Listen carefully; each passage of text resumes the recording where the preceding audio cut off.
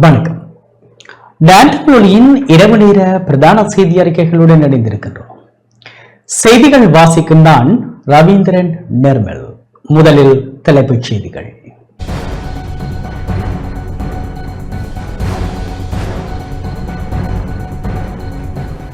இலங்கை தமிழரசு கட்சியின் பொதுச் செயலாளராக எம்.ஏ. சுமந்திரன் நியமனம்.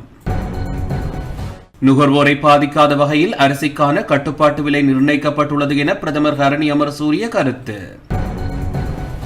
வரவு செலவு திட்ட இறுதி வரைவை ஜனாதிபதி பார்வை. மக்களின் ஆணையை மதித்து அவர்களின் தேவைகளை நிறைவேற்றும் பொருட்டு வரவு செலவு திட்டம் தயாரிக்கப்பட்டுள்ளது என பிரதி அமைச்சர் இரங்க குணசேகர தகவல்.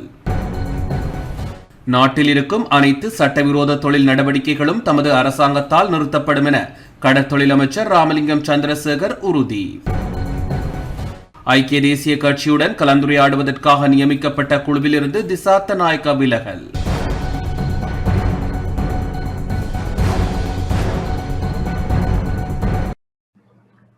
தொடர்வது முதன்மை செய்தி.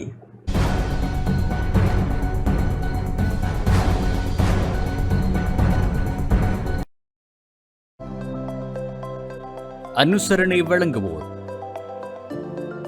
சில பந்தங்கள் வாழ்நாள் முழுவதற்கும். நிப்பான் சிமெண்ட்.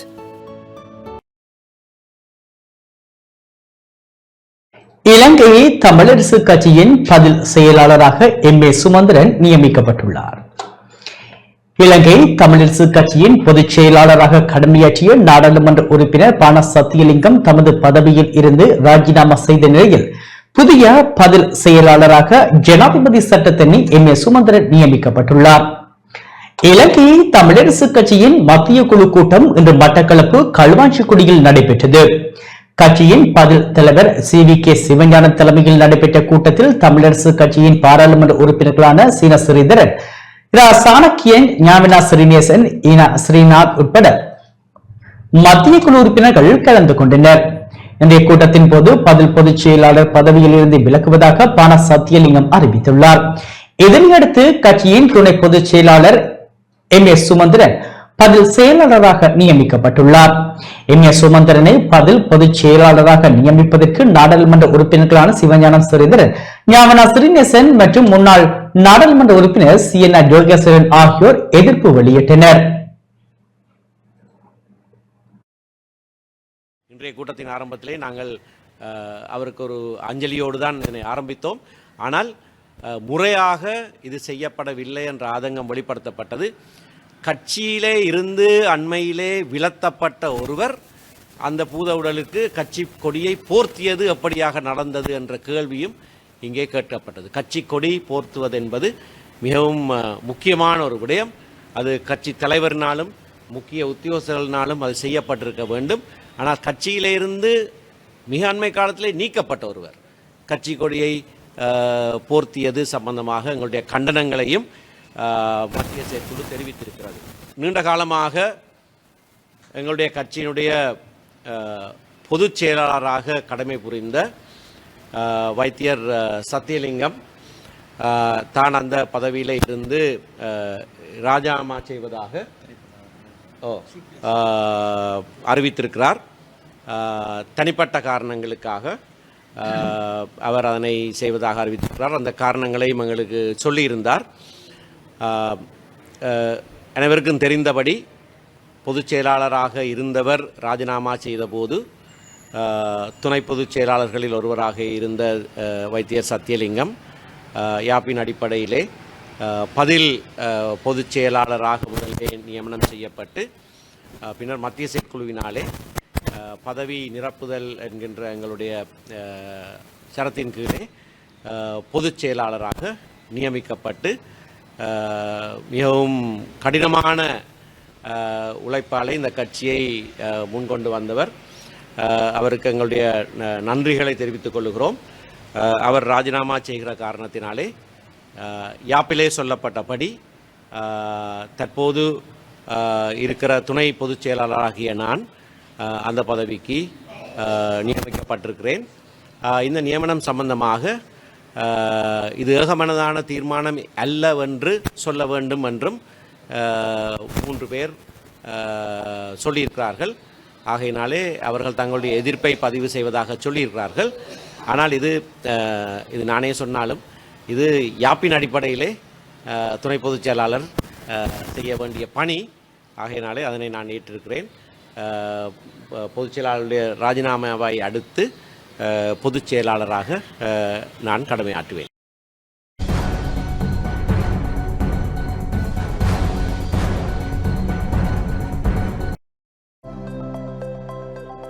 அனுசரணை வழங்கியோர் சில பந்தங்கள் வாழ்நாள் முழுவதற்கும் நிப்பான் சிமெண்ட். நுகர்வோரை பாதிக்காத வகையில் அரிசிக்கான கட்டுப்பாட்டு விலை நிர்ணயிக்கப்பட்டுள்ளது என பிரதமர் ஹரணி அமரசூரிய தெரிவித்துள்ளார். விவசாயிகளும் நுகர்வோரும் பாதிக்கப்படாத வகையில் நெல்லுக்கான உத்தரவாத விலை வழங்கப்பட்டுள்ளதாக பிரதமர் ஹரணி அமரசூரிய தெரிவித்துள்ளார். கிளிநொச்சிக்கு விஜயம் செய்த பிரதமர் இன்று பிற்பகல் கிளிநொச்சி கண்டாவளை பிரதேச பொது அமைப்புகள் ஏற்பாடு செய்த மக்கள் சந்திப்பில் கலந்து கொண்டு உரையாற்றும் போதே இதனை தெரிவித்தார். நாளை நாடாளுமன்றத்தில் சமர்ப்பிக்கப்படவுள்ள வரவு செலவு திட்டமானது நாட்டில் உள்ள சகலரும் பயனடையக்கூடிய ஒரு வரவு செலவு திட்டமாக அமைந்துள்ளது.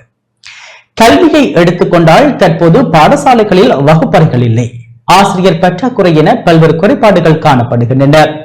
எதிர்காலத்தில் கல்வியை அபிவிருத்தி செய்ய பல வேலை திட்டங்கள் முன்னெடுக்கப்பட உள்ளது. இந்த அரசாங்கமானது அண்மையில் நெல்லுக்கான உத்தரவாத விலையை வழங்கியுள்ளது. அதே நேரம் நுகர்வோர்களை பாதிக்காத வகையில் அரிசிக்கான கட்டுப்பாட்டு விலை நிர்ணயிக்கப்பட்டுள்ளது. இவ்வாறான நிலையில் விவசாயிகளையும் நுகர்வோரையும் பாதிக்காத வகையில் நெல்லுக்கான உத்தரவாத விலை வழங்கப்பட்டுள்ளது என பிரதமர் ஹரணி அமரசூரிய தெரிவித்துள்ளார். முரசுமோட்டை ஊற்று விநாயகர் ஆலயம் ஒன்றில் ஏற்பாடு செய்யப்பட்ட குறித்த மக்கள் சந்திப்பில் கிராம மற்ற பொது அமைப்புகள், தேசிய மக்கள் சக்தியின் மாவட்ட மற்றும் பிரதேச அமைப்பாளர்கள், பொதுமக்கள் என பலர் கலந்து கொண்டனர். வடக்குக்கு விஜயம் மேற்கொண்டுள்ள பிரதமர் ஹரணி அமரசூரிய இன்று கிளிநொச்சியில் அமைந்துள்ள இலங்கை ஜேர்மன் தொழிற்பயிற்சி நிலையத்திற்கு விஜயம் செய்தார். குறித்த தொழிற்பயிற்சி நிலையத்தின் தேவைகள் மற்றும் மாணவர்கள் எதிர்நோக்கும் பிரச்சனைகள் தொடர்பாக கேட்டறிந்து கொண்டார். குறித்த விஜயத்தில் போது வடமாகாண ஆளுநர் மற்றும் கிளிநொச்சி மாவட்ட பதில் அரசாங்க அதிபர், கரைச்சி பிரதேச செயலாளர் உள்ளிட்டோரும் இணைந்திருந்தனர். வளமான நாடு, அழகான வாழ்க்கையை அனைவருக்கும் ஏற்படுத்திக் கொடுப்பதே தமது நோக்கம் என பிரதமர் ஹரணி அமரசூரிய தெரிவித்துள்ளார்.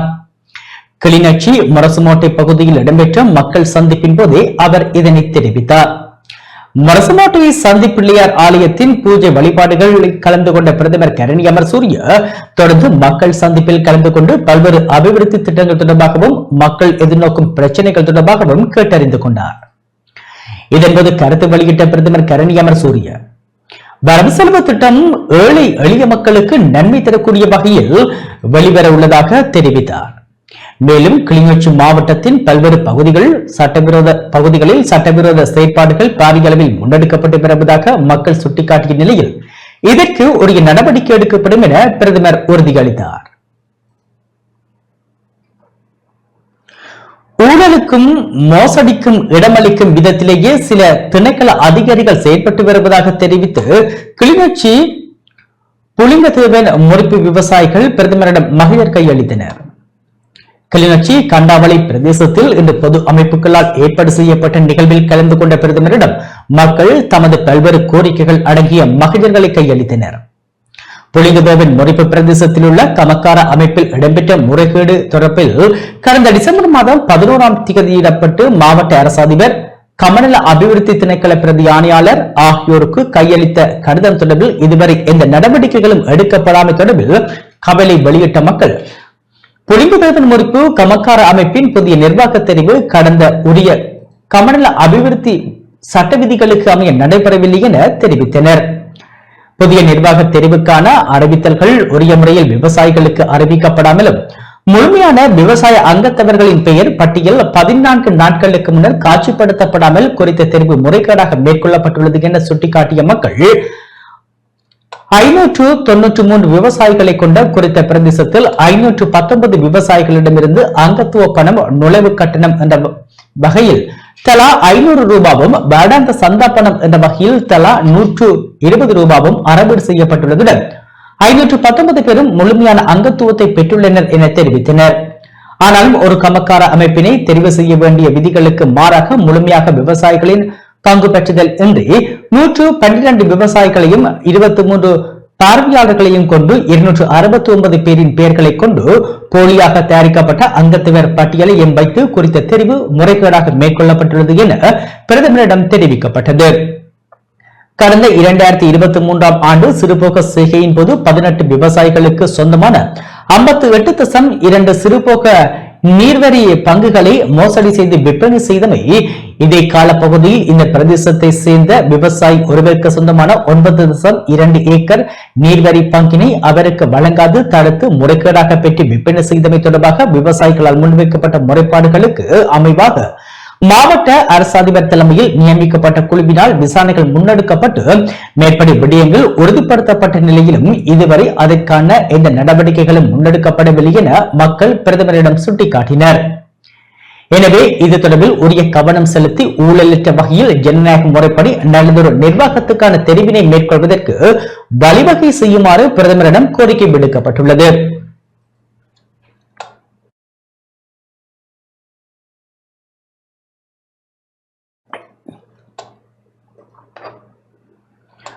வரவு செலவு திட்ட இறுதி வரைவை ஜனாதிபதி பார்வையிட்டார். 2025 ஆண்டுக்கான வரவு செலவு திட்டத்தின் இறுதி வரைவை ஜனாதிபதி அனுரகுமார் திசாநாயக்க இன்று ஜனாதிபதி அலுவலகத்தில் பார்வையிட்டார். நிதியமைச்சின் செயலாளர் மஹிந்த ஸ்ரீவர்த்தனவும் இந்த சந்திப்பில் இணைந்து கொண்டார்.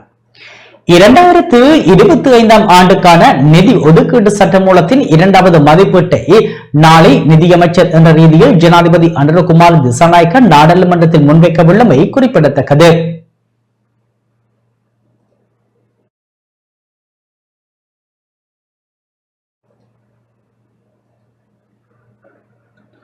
மக்களின் ஆணையை மதித்து அவர்களின் தேவைகளை நிறைவேற்றும் பொருட்டு வரவு செலவு திட்டம் தயாரிக்கப்பட்டுள்ளது என பிரதி அமைச்சர் இரங்க குணசேகர தெரிவித்துள்ளார்.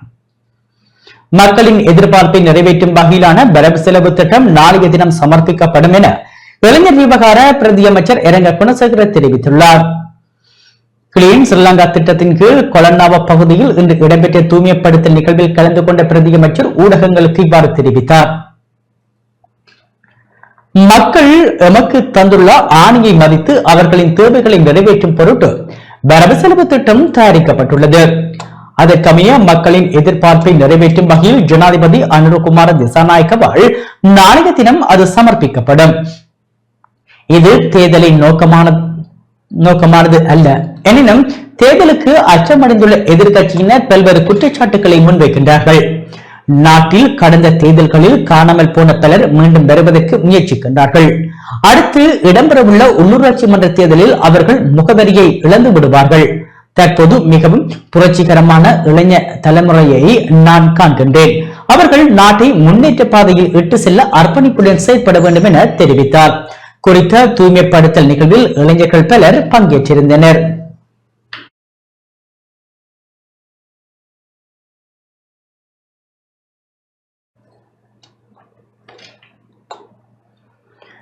கடல் அட்டை பண்ணைகள் வழங்கலில் முறைகேடு நடந்துள்ளதாக அமைச்சர் ராமலிங்கம் சந்திரசேகர் தெரிவித்துள்ளார். நாட்டில் இருக்கும் அனைத்து சட்டவிரோத தொழில் நடவடிக்கைகளும் தமது அரசாங்கத்தால் நிறுத்தப்படும் என கடற்றொழில் அமைச்சர் ராமலிங்கம் சந்திரசேகர் தெரிவித்துள்ளார். யாழ்ப்பாணம் புங்குடுதீவு கடற்றொழிலாளர்களுக்கும் கடற்றொழில் அமைச்சர் ராமலிங்கம் சந்திரசேகரனுக்கும் இடையிலான சந்திப்பு இன்று பிற்பகல் புங்குடுதீவில் இடம்பெற்றது. இதன்போது கருத்து தெரிவிக்கும் போது அமைச்சர் ராமலிங்கம் சந்திரசேகர் மீனவர்களின் பிரச்சனை தொடர்பாக இவ்வாறு தெரிவித்தார். நாங்க மிக வினயமாக கேட்டுக்கொண்டது கனிமொழி சகோதரியிடம் அல்லது அமைச்சரிடம், இன்றைக்கு உங்களுடைய படகுகள் எங்களுடைய எல்லையை மீற வேண்டாம் என்று சொல்லுங்கள். நீங்க பக்கத்தில் இருக்க கேரள கடலுக்கு போறதில்லை, பக்கத்தில் இருக்கின்ற ஆந்திர கடலுக்கு போறது இல்லை, பக்கத்தில் இருக்கின்ற பாகிஸ்தான் கடலுக்கு போறது இல்லை. எங்களுடைய கடல் உங்களுக்கு தேவை மாதிரி என்ன எங்களுடைய மீன்கள் எல்லாத்தையும் பிடித்து எங்களோட வள்ளங்களை அறுத்து நொறுக்கி வலைகளை அறுத்து நாசமாக்கி எங்களுடைய மீனவர்கள் 120% இருப்பவர்கள் மீனவர்கள். அப்ப அந்த மீனவர்களுடைய வாழ்க்கையும் நாசமாக்கிவிட்டு 30 வருடங்களாக நாங்கள் யுத்தத்திற்கு முகம் கொடுத்த மக்கள் யுத்தத்தின் காரணமாக பாரிய பின்னடைவுகளை சந்தித்திருக்கின்றோம். இப்பதான் ஓரளவு தலை தூக்கி கொண்டு வருகின்ற போது அந்த சீசன் டைம்ல உங்களோட ஆயிரக்கணக்கான படகுகள் எங்களுடைய கடல் வளத்தை மாத்திரமல்ல, மீன்களை மாத்திரமல்ல, கடல் வளத்தையே நாசமாக்கி கொண்டு போகிறார். கடல் வளத்தை நாசமாக்கி கொண்டு போற வழியில சொல்லி கொண்டு போறாங்க. நாங்க தொப்புள் குடி உறவு. சரியா? அப்ப கனிமொழி அமைச்சருக்கு நம்ம சொல்ல வேண்டி இருக்கின்றது வேறு எதுவும் இல்லை. என்ன, நீங்க தொப்புள் குடி உறவா இருந்தா வச்சுக்கொள்ளுங்க, பரவாயில்லை. எங்களுடைய கடலில் மீன்கள், எங்களுடைய மீன்களை பிடிக்க வேண்டாம், எங்களுடைய கடல் எல்லையை மீற வேண்டாம். அதுதான் நாங்க அவங்க கிட்ட மீண்டும் மீண்டும் கேட்கின்ற கேள்வி. சாதாரண மக்கள் படும் துன்பங்களை உணர்ந்து நடவடிக்கை எடுக்கும் அரசாங்கம் நாட்டுக்கு தேவை என எதிர்க்கட்சித் தலைவர் சஜித் பிரேமதாச தெரிவித்துள்ளார். சாதாரண மக்கள் படும் துன்பங்களை கருத்தில் கொண்டு நடவடிக்கை எடுக்கும் அரசாங்கம் நாட்டுக்கு தேவை என எதிர்க்கட்சித் தலைவர் சஜித் பிரேமதாச தெரிவித்துள்ளார். கொழும்பில் நேற்று இடம்பெற்ற விஜயகுமார் துங்கவின் 37வது நினைவு தின நிகழ்வில் கலந்து கொண்டு உரையாற்றும் போதே அவர் இவ்வாறு குறிப்பிட்டார். ජන සමාජයේ දුක් විඳින කොට්ටාසවල ඒ දුක් කඳුනාවලට සමග விஜயகுமார் தூங்கவின் வாழ்வில் அவர் உருவாக்கிய பார்வை, கடைபிடித்த நடைமுறைகள் என்பன வீழ்ச்சியடைந்த வங்குரோத் அடைந்துள்ள நாட்டை கட்டியெழுப்பும் நடவடிக்கையில் முக்கியத்துவம் கொடுத்து நோக்க வேண்டிய அம்சங்களாகும். விஜயகுமார் தூங்கவிடம் காணப்பட்ட பல உன்னத குணங்கள் இன்றைய காலகட்டத்துக்கு முக்கியமானவையாகும். கொள்கைகளுக்கு துரோகம் செய்யாத, நாட்டு மக்களுக்கு எவ்வாறானாலும் தனக்கு பதவிகள் கிடைத்தால் போதும் என்று கூறும் சீரழிந்து போன அரசியல் கலாச்சாரத்தை விஜயகுமார் தூங்க அன்றே எதிர்த்தார். சாதாரண மக்கள் படும் துன்பங்களை தயக்கமின்றி உணரும், அதனை கருத்தில் கொண்டு நடவடிக்கை எடுக்கும் அரசாங்கமே நாட்டுக்கு தேவை. விஜயகுமார் தூங்க தனது அரசியலை முன்னெடுத்த காலத்தில் அன்றிருந்த முக்கிய சகல அரசியல் கட்சிகளாலும் பல வகையிலும் அவர் தாக்கப்பட்டாலும் சளைக்காது தனது அரசியலை முன்னெடுத்து வந்தார். தைரியம், உறுதிப்பாடு, செயல்திறம் போன்றவற்றால் தனது இலக்குகளை அடைய பல தியாகங்களை அவர் செய்தார். ජන සමාජයේ දුක් විඳින කොට්ටාසවල ඒ දුක් කඳුනාවලට සමග ஐக்கிய தேசிய கட்சியுடன் கலந்துரையாடுவதற்காக நியமிக்கப்பட்ட குழுவிலிருந்து திசா அத்தநாயக்க விலகியுள்ளார். ஐக்கிய தேசிய கட்சியுடன் கலந்துரையாடுவதற்காக நியமிக்கப்பட்ட குழுவிலிருந்து ஐக்கிய மக்கள் சக்தியின் தேசிய அமைப்பாளரும் முன்னாள் நாடாளுமன்ற உறுப்பினருமான திசா அத்தநாயக்க விலகியுள்ளார். இரு தரப்பினரும் இது தொடர்பில் கலந்துரையாடல்களை மேற்கொண்டிருந்தனர். இந்த கலந்துரையாடல்களை முன்னோக்கி கொண்டு செல்வதற்காக ஒரு குழு நியமிக்கப்பட்டது. எதிர்வரும் உள்ளூராட்சி மன்ற தேர்தலில் இரு கட்சிகளும் இணைந்து போட்டியிடுவது தொடர்பாக கவனம் செலுத்தப்பட்டமை குறிப்பிடத்தக்கது.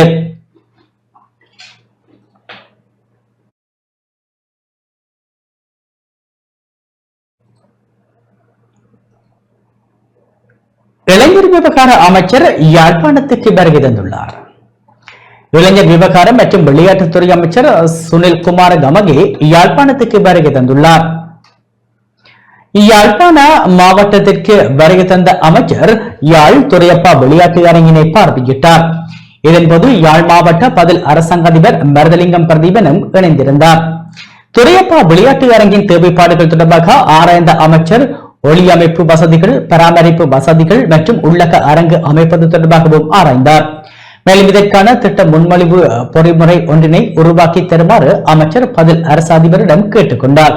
மேலும் வேலணை பிரதேச செயலர் பிரிவுக்குட்பட்ட பகுதியில் ஏற்கனவே சர்வதேச கிரிக்கெட் மைதானம் அமைப்பதற்கு ஒதுக்கப்பட்ட காணி தொடர்பாகவும் அதனுடைய தற்போதைய நிலை தொடர்பாகவும் அமைச்சர் கலந்துரையாடினார்.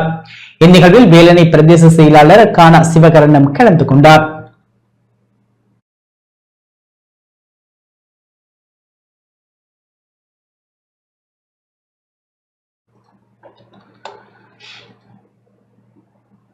நாடாளுமன்றில் மக்கள் பிரச்சினை பேசப்படுவதில்லை என பத்திரமுள்ள சீலரத்ன தேரர் குற்றம் சுமத்தியுள்ளார். நாட்டு மக்களின் பிரச்சனைகள் நாடாளுமன்றத்தில் பேசப்படுவதில்லை என ஜனசித பெருமன கட்சியின் தலைவர் பத்திரமுள்ள சீலரத்ன தேரர் குற்றம் சுமத்தியுள்ளார்.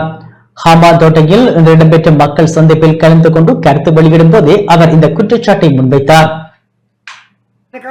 මම දැක්ක සමහර අය නැකිනම් ජනාධිපතිතුමාගේ ෂර්ට් එකේ බොත්තම පාදාරයක්. මම ජනාධිපතිතුමා ෂර්ට් එක නැතත් ගියත් ඇතත් ගියත් ජනාධිපතිතුමාගේ ප්‍රශ්නයක් නැහැ. ඒතුමාට ඕන හන්දා ඒ කියන්නේ. අපි ඒතුමා දොස් කියන්නේ ඊට වඩා දෙයක් තියෙනවා. රටේ ජනාධිපති කෙනෙකු නාම நாட்டின் பொருளாதார பிரச்சனையை தீர்ப்பதற்காக ஆளும் கட்சியினரால் தேர்தல் காலத்தில் கூறப்பட்டது. இப்போது அவர்கள் முன்னெடுக்கும் திட்டங்கள் எவை? சர்வதேச நாணய நிதியத்துடனான ஒப்பந்தம் தொடர்பில் அரசாங்கத்தின் நிலைப்பாடு என்ன? இவை குறித்து மக்களுக்கு தெளிவுபடுத்த வேண்டும். மக்களின் பிரச்சனைகளை ஜனாதிபதி அன்றகுமார திசாநாயக்கவால் தனியொருவராக இருந்து தீர்க்க முடியாது. பிரச்சனைகளை கண்டறிவதற்கு தனியொரு குழு அமைக்கப்பட வேண்டும். நாடாளுமன்றத்தில் மக்கள் பிரச்சனை பற்றி பேசப்படுவதில்லை. அவசியமற்ற விடயங்களை கலந்துரையாடப்படுகின்றன.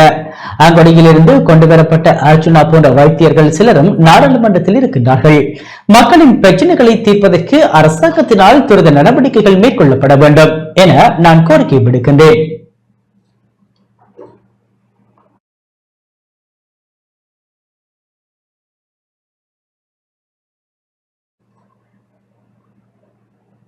IMF ගෙවන්නේ කවුද? මම දැක්ක සමහර අය නැකිනම් ජනාධිපතිතුමාගේ ෂර්ට් එකේ බොත්තම පාදාරයක්. நாட்டில் பொருத்தமற்ற கலாச்சாரத்தை ஊக்குவிப்பதற்கு அரசாங்கத்துக்கு வெளிநாட்டு நிதி கிடைத்துள்ளது என தேசிய மகளிர் கூட்டணி விசனம் வெளியிட்டுள்ளது. நாட்டின் கலாச்சாரத்தை சீர்குலைப்பதற்கு அமெரிக்க நிதி பயன்படுத்தப்பட்டுள்ளதாக சந்தேகம் எழுகிறது என தேசிய மகளிர் கூட்டணியின் தலைவர் ஹசனி சில்வா தெரிவித்துள்ளார். கொழும்பில் இன்று இடம்பெற்ற ஊடகவியலாளர் சந்திப்பின் போதே அவர் இதனை குறிப்பிட்டார். මම ජාතික කාන්තා එකමුතුවේ සභාපතිනි හෂිනි සිල්වා අද මේ මාධ්‍ය සාකච්ඡාවට මාත් එක්ක සහභාගී වෙනවා ජාතික කාන්තා එකමුතුවේ ලේකම් තමරා කළුපහන මහත්මිය. ඒ වගේම විධායක කමිටු සමාජිකා චන්ද්‍රලතා පර්ණවිතාන මහත්මිය ඇතුළු අපේ විධායක කමිටු සමාජිකාවන්. ඇත්තටම අද මේ විශේෂ මාධ්‍ය සාකච්ඡාව අපි කැඳවන්නම හේතු වුණේ මේ මොහොතේදී රටේ ආందోලනාත්මක විදිහට කතා බහට ලක් அமெரிக்காவின் USAID அமைப்பின் ஊடாக இலங்கைக்கு 7.9 மில்லியன் ரூபாய் நிதி கிடைக்கப் பெற்றுள்ளது. நாட்டின் கலாச்சாரத்தை சீர்குலைப்பதற்காகவே அந்த நிதி பயன்படுத்தப்பட்டுள்ளதாக சந்தேகம் எழுகிறது. நமது நாட்டில் பொருத்தமற்ற கலாச்சாரத்தை ஊக்குவிப்பதற்கு நிதி வழங்கப்பட்டுள்ளது. அவ்வாறு நிதியை பெற்றுக் கொண்டோரில் பிரதமர் ஹரிணி அமரசூரியவின் பெயரும் உள்ளடக்கப்பட்டுள்ளது. அவர் எதற்காக இந்த நிதியை பெற்றுக் கொண்டார்? தவறான உறவு முறைகளை ஊக்குவிக்கும் திட்டத்துக்கு அவர் ஆதரவு அளிக்கின்றாரா? நாட்டின் பௌத்த கலாச்சாரத்தை இல்லாமல் செய்வதற்கு திட்டமிட்டுள்ளாரா? இதனை அவர் தெளிவுபடுத்த வேண்டும். நாட்டு மக்கள் போராட்டத்தினூடாக அரசாங்கத்தை வெளியேற்றினார்கள். அது அனைவருக்கும் நினைவிருக்கட்டும். இந்த அரசாங்கம் தவறான உறவு முறையை சட்ட ரீதியாக மாற்றுவதாகவா பொறுப்பேற்றுக் கொண்டது? அவ்வாறாயின் இந்த அரசாங்கத்தையும் மக்கள் வெளியேற்றுவார்கள் என்பதை நினைவில் கொள்ள வேண்டும். ඒ වගේම විධායක කමිටු සමාජිකා චන්ද්‍රලතා පර්ණවිතාන මහත්මිය ඇතුළු අපේ විධායක කමිටු සමාජිකාවන්. ඇත්තටම අද මේ විශේෂ මාධ්‍ය සාකච්ඡාව අපි කැඳවන්නම හේතු වුණේ මේ මොහොතේදී රටේ ආందోලනාත්මක විදිහට කතා බහට ලක් වෙලා තියෙන USA මේ කියන கிளிநொச்சி இயக்கச்சி பிரான்சிஸ் சவேரியர் ஆலயம் யாழ் மறைமாவட்ட ஆயரால் இன்று திறந்து வைக்கப்பட்டது. புதிதாக நிர்மாணிக்கப்பட்ட கிளிநொச்சி இயக்கச்சி புனித பிரான்சிஸ் சவேரியர் ஆலயம் யாழ் மறைமாவட்ட ஆயர் ஜஸ்டின் பேர்னாட் ஞானப்பிரகாசம் ஆண்டகையினால் இன்று காலை ஆசீர்வதிக்கப்பட்டு திறந்து வைக்கப்பட்டது. நிகழ்வில் ஆயர்னால் திருப்பலியும் ஒப்புக் கொடுக்கப்பட்டது. நிகழ்வில் அறத்தந்தையினர், கட்டைக்காடு, சம்பியன் பெற்று பங்கு மக்கள், பொதுமக்கள், இராணுவத்தினர் என பலர் கலந்து கொண்டனர். இன நல்லிணக்கம் பற்றி கலந்துரையாட சீன உயர்மட்ட குழு ஒன்று நாட்டுக்கு வருகை தரவுள்ளது. இன நல்லிணக்கம் மற்றும் இன விவகாரங்களுக்கான சீன அமைச்சர் பான்ஜூ தலைமையிலான உயர்மட்ட குழு 5 நாள் உத்தியோகபூர்வ விஜயத்தை மேற்கொண்டு எதிர்வரும் புதன்கிழமை நாட்டுக்கு வருகை தரவுள்ளது.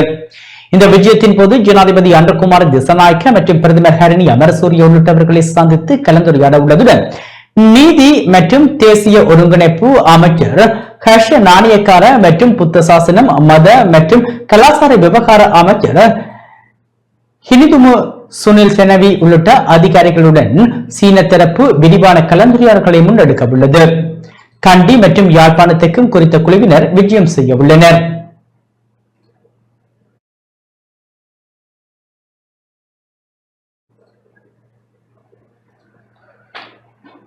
கிளிநொச்சி குமாரபுரம் பகுதியில் சைகை மொழி ஆற்றல் கொண்டவர்களுக்கான முன்பள்ளி ஆரம்பிக்கப்பட உள்ளது. தர்மம் நிறுவனத்தின் மாதாந்த ஒன்று கூடல் நிகழ்வு கிளிநொச்சியில் இன்று இடம்பெற்றது. கிளிநொச்சி, மன்னார், முல்லைத்தீவு, வவுனியா ஆகிய மாவட்டங்களை சேர்ந்த யாழ்ப்பாண பல்கலைக்கழக மாஸ்டர் ஆஃப் எஜுகேஷன் ஆசிரியர்கள், மாணவர்கள் கலந்து கொண்டு விசேட கல்வி தேவை பற்றிய முன்வைப்புகளை மேற்கொண்டனர்.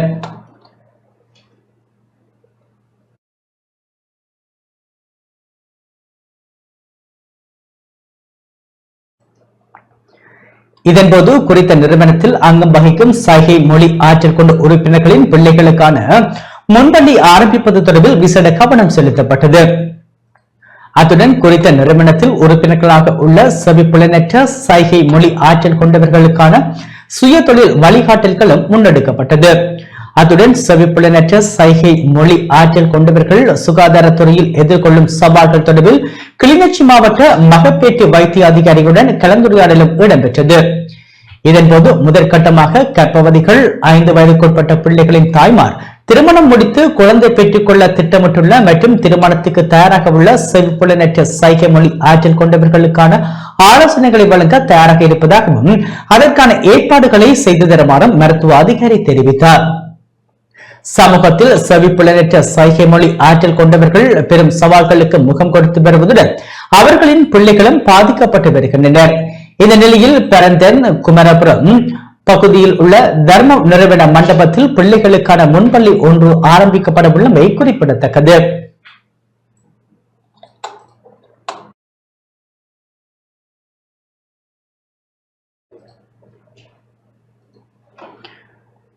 மக்களின் எழுச்சிக்காக சமூக மட்டத்தில் சேவையாற்றும் செயற்பாட்டாளர்களை கௌரவிக்கும் நிகழ்வு யாழில் இடம்பெற்றது. International human rights global mission எனும் மனித உரிமைகள் செயற்பாட்டு நிறுவனத்தின் ஏற்பாட்டில் யாழ் பல்கலைக்கழக கைலாசபதி கலையரங்கில் கௌரவிப்பு நிகழ்வு இடம்பெற்றது. வாழும் போது வாழ்த்துவோம், பசுமையை நேசிப்போம் எனும் துணைப்பொருளில் கௌரவிப்பு நிகழ்வு இடம்பெற்றது. ஊடகவியலாளர்கள், கல்வியலாளர்கள், இளம் சமூக செயற்பாட்டாளர்கள், மூத்த சமூக செயற்பாட்டாளர்கள் என வகைப்படுத்தப்பட்டு குறித்த கௌரவிப்பு நிகழ்வு முன்னெடுக்கப்பட்டது. இந்த நிகழ்வில் பிரதம விருந்தினராக யாழ் பல்கலைக்கழக வாழ்நாள் பேராசிரியர் வேணா பாலசுந்தரம் பிள்ளை கலந்து கொண்டிருந்ததுடன் பல தரப்பினரும் பங்கேற்றனர்.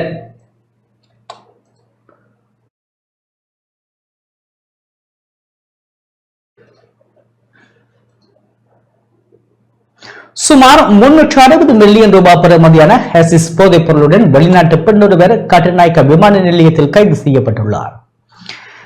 கட்டுநாயக்க பண்டார்நாயக்க சர்வதேச விமான நிலையத்தில் 360 மில்லியன் ரூபாய் பெறுமதியான ஹெசிஸ் போதைப் பொருளுடன் கனடிய பெண் ஒருவர் கைது செய்யப்பட்டுள்ளார். இந்த பெண் போதைப் பொருளுடன் நேற்றிரவு கைது செய்யப்பட்டதாக போலீஸ் ஊடக பிரிவு தெரிவித்துள்ளது. இலங்கை சுங்க திணைக்களத்துக்கு கிடைத்த சர்வதேச புலனாய்வு தகவலை அடுத்து விசேட சோதனை நடவடிக்கை முன்னெடுக்கப்பட்டது. இதன்போது 36 கிலோ 152 கிராம் போதைப் பொருள் சந்தேக நபரான பெண்ணிடமிருந்து கைப்பற்றப்பட்டுள்ளது. கனடா குடியுரிமை கொண்ட 35 வயதான பெண் ஒருவரே இதன்போது கைது செய்யப்பட்டார். இந்த பெண் போதைக்கு அடிமையானவர் என ஆரம்ப கட்ட விசாரணைகளில் இருந்து தெரிய வந்துள்ளது. இலங்கைக்கு போதைப் பொருளை கடத்தி வந்து வேறு நாடுகளுக்கு நுட்பமான முறையில் விநியோகிப்பதற்கு ஏற்பாடுகள் செய்யப்பட்டிருக்கலாம் என போலீசார் சந்தேகம் வெளியிட்டுள்ளனர்.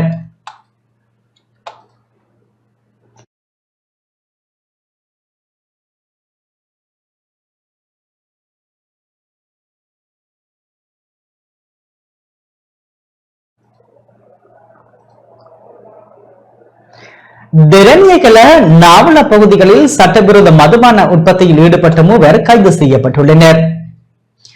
திரணியகல நாவல ஆகிய பகுதிகளில் சட்டவிரோத மதுபான உற்பத்தியில் ஈடுபட்ட மூவர் போலீசாரால் கைது செய்யப்பட்டுள்ளனர். போலீசார் நேற்று நடாத்திய விசேட சுற்றி வளைப்பின் போது இவர்கள் கைது செய்யப்பட்டதாக போலீஸ் ஊடக பிரிவு தெரிவித்துள்ளது. திரணியகல போலீஸ் பிரிவுக்குட்பட்ட யட்டிவெல்ல பகுதியில் சட்டவிரோதமாக தயாரிக்கப்பட்ட 1300 34 லிட்டர் மதுபானம் கைப்பற்றப்பட்டுள்ளது. இதன்போது தெர்னியக்கில பகுதியை சேர்ந்த 37 வயதான சந்தேக நபர் ஒருவர் கைது செய்யப்பட்டுள்ளார்.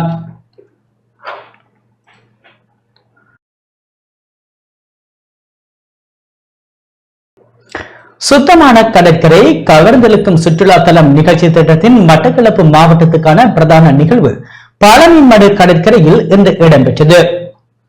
கிளீன் ஸ்ரீலங்கா வேலை திட்டத்தின் கீழ் ஜனாதிபதி அனுரகுமார திசாநாயக்கவின் பணிப்புரையில் நாடளாவிய ரீதியில் முன்னெடுக்கப்படும் சுத்தமான கடற்கரை கவர்ந்தெழுக்கும் சுற்றுலா தலம் நிகழ்ச்சி திட்டம் மட்டக்களப்பில் இன்று ஆரம்பித்து வைக்கப்பட்டது. மட்டக்களப்பு மாவட்டத்துக்கான பிரதான நிகழ்வு பாலமீன்மடு கடற்கரையில் மாவட்ட அரசாங்க அதிபர் ஜஸ்டினா முரளிதரனின் பங்கேற்புடன் நடைபெற்றது. பாதுகாப்பு அதிகாரிகள், மாவட்ட செயலக உத்தியோகத்தர்கள், மட்டக்களப்பு மாநகர சபை உத்தியோகத்தர்கள் என பலரும் கரையோரங்களை சுத்தப்படுத்தும் வேலை திட்டத்தில் இணைந்திருந்தனர்.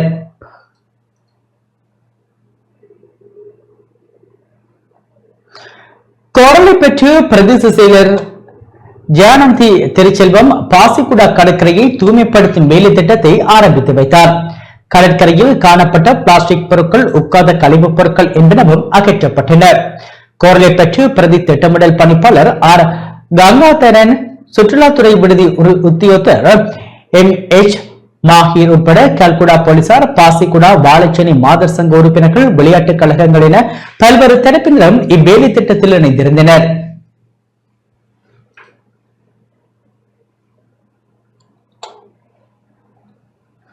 காத்தான்குடி பிரதேச செயலகம், காத்தான்குடி நகர சபை மற்றும் கடல்சார் சூழல் பாதுகாப்பு அதிகார சபை என்பன இணைந்து காத்தான்குடி கடற்கரையை சுத்தப்படுத்தும் வேலை திட்டத்தை முன்னெடுத்தனர். காத்தான்குடி பிரதேச செயலாளர் திருமதி நிகாரா மௌசூத் தலைமையில் நடைபெற்ற ஆரம்ப நிகழ்வில் தேசிய மக்கள் சக்தியின் காத்தான்குடி அமைப்பாளர் பெதௌஸ் நளிமி, காத்தான்குடி நகர சபை செயலாளர் திருமதி ரிப்கா ஷாபின் உட்பட பாதுகாப்பு படையினர், நகர சபை மற்றும் பிரதேச செயலக உத்தியோகத்தர்கள், இளைஞர் அமைப்புகள், சிவில் சமூக அமைப்புகளின் பிரதிநிதிகளும் பங்கேற்றனர். அம்பாறை மாவட்டத்தின் பானம தொடக்கம் பெரிய நீலாவணை வரையான சுமார் 110 கிலோமீட்டர் நீளமான கடற்கரையோரத்தினை சுத்தம் செய்யும் வேலை திட்டத்தை பொத்துவில் அருகம்பையில் அம்பாறை மாவட்ட செயலாளர் சிந்தக்க அபய் விக்ரம ஆரம்பித்து வைத்தார். பிரதேச செயலாளர்கள், பிராந்திய மற்றும் பிரதேச சுகாதார வைத்திய அதிகாரி பணிமனையினர், மாநகர மற்றும் பிரதேச சபையினர் உட்பட கடற்படையினர், விசேட அதிரடிப்படையினர், இராணுவத்தினர், போலீசார், பாடசாலை மாணவர்களும் இவ்வேலை திட்டத்தில் இணைந்திருந்தனர்.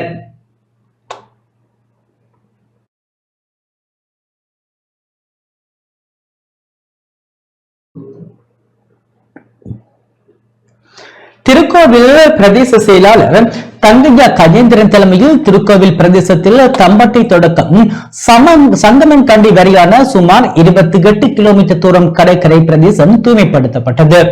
திருக்கோவில் பிரதேச செயலக உதவி திட்டமிடல் பணிப்பாளர் M. அனோஜா, திருக்கோவில் பிரதேச சுகாதார வைத்திய அதிகாரி வைத்தியர் வீணா மோகானந்தன் உட்பட பாதுகாப்பு தரப்பினர், பொது அமைப்புகள், விளையாட்டுக் கழகங்கள் என பலரும் தூய்மைப்படுத்தும் பணியில் ஈடுபட்டனர்.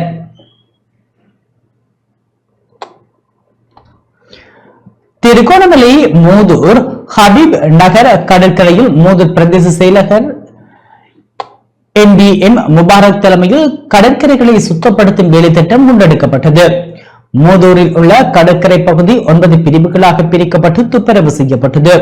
மூதூர் வலய கல்வி அலுவலகம், மூதூர் சுகாதார வைத்திய அதிகாரி பணிமனை, முப்படையினர், மீன்பிடி திணைக்களம், பிரதேச சமூக அமைப்புகள் என மூதூர் பிரதேசத்தில் உள்ள சகல அரசு மற்றும் அரசு சார்பற்ற நிறுவனங்களும் இவ்வேலை திட்டத்துக்கு ஒத்துழைப்பு வழங்கியிருந்தமை குறிப்பிடத்தக்கது.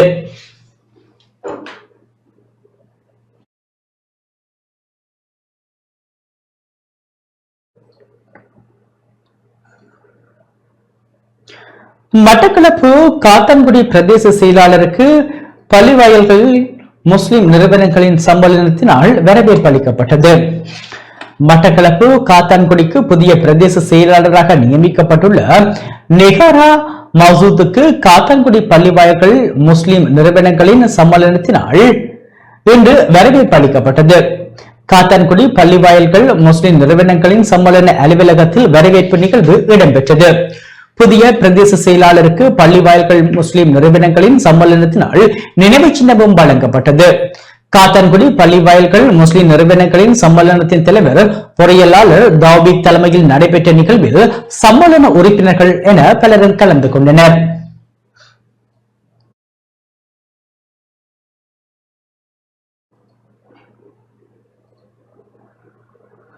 முல்லைத்தீவு முறைப்பு பகுதியில் இனம் தெரியாதவரால் வீடு ஒன்று தீ வைத்து எரிக்கப்பட்டுள்ளது. முல்லைத்தீவு முள்ளியவளி முறிப்பு பகுதியில் இனம் தெரியாத நபர்களால் வீடு ஒன்று தீக்கிரையாக்கப்பட்ட சம்பவம் நேற்றிரவு இடம்பெற்றுள்ளது.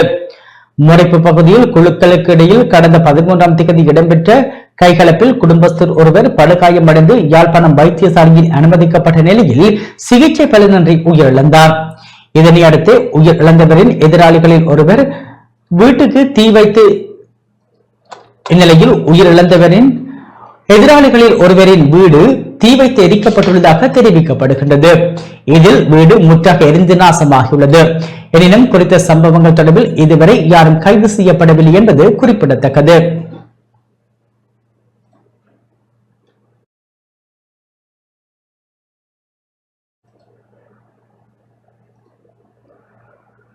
இத்துடன் நமது இந்த செய்தி அறிக்கை நிறைவு பெற்றது. தொடர்ந்தும் எமது நிகழ்ச்சிகளுடன் இணைந்திருங்கள். வணக்கம்.